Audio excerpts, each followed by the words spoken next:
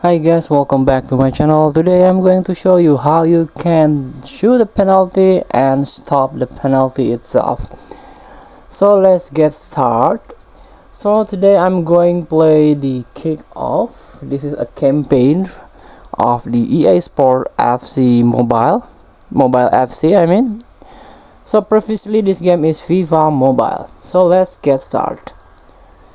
So all you have to do is slide the ball to whatever you choose, like the corner, the bottom corner, or the top corner. Just slide it, and this is how you are become goalkeeper.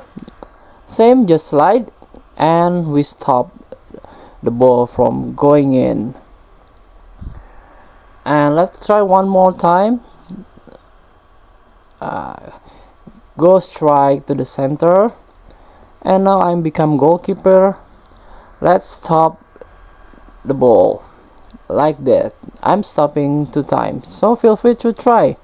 Practice yourself in the match. Thank you for watching. Don't forget to comment, like, and subscribe, and click thanks button below. Enjoy the game.